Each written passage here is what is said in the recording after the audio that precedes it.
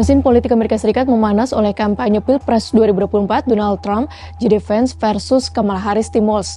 Menariknya, kampanye dua kubu rival ini sangat bertolak belakang. Satu pihak menawarkan kemarahan dan ketakutan, sementara yang pihak lain ceria, optimisme, dan harapan.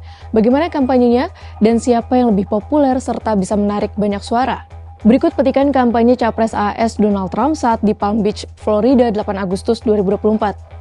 We have a lot of bad things coming up. You could end up in a depression of the 1929 variety, which would be a devastating thing. Took many years, took decades to recover from it.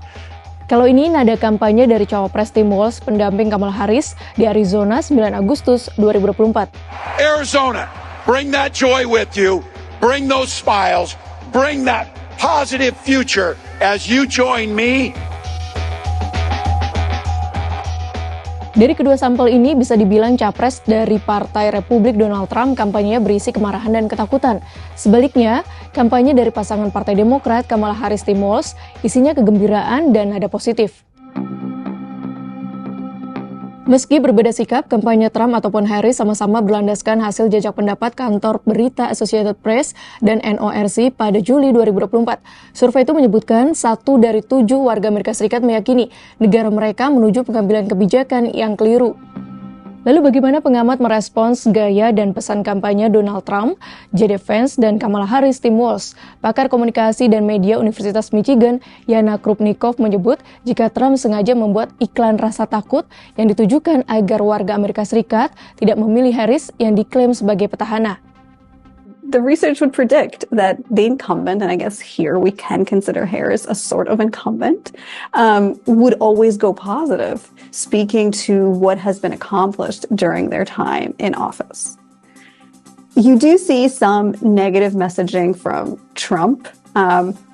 It's messaging that I think is designed to make people afraid of voting for Harris.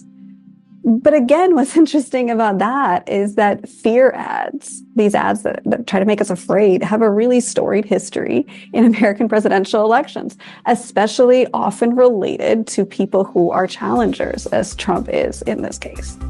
Pesan positif Kamala Harris Tim Walz juga dikritisi pakar lain.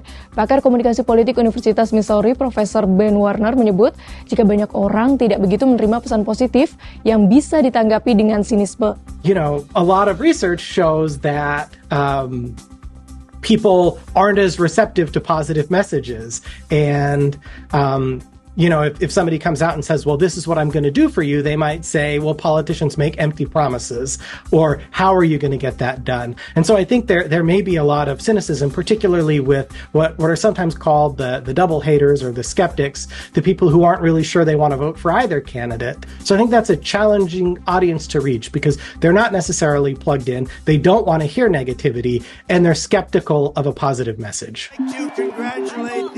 Apapun bahasa, gaya, dan pesan kampanye Donald Trump JD Vance dan Kamala Harris Tim Walz, ujung-ujungnya pemilih warga Amerika Serikat yang dianggap paling penting dan berdampak untuk menentukan pilihan capres-cawapresnya. Siapa yang unggul? Republican side, it's a little more negative. It's more making it more personal, and just like the attacks seem to be a negative thing. I don't think that's a good course for them.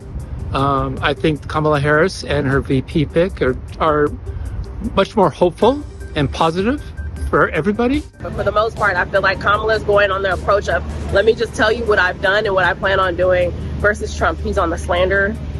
That's it. That's all. He's not talking about what his plans are. He's just slandering at this point, which I don't like that.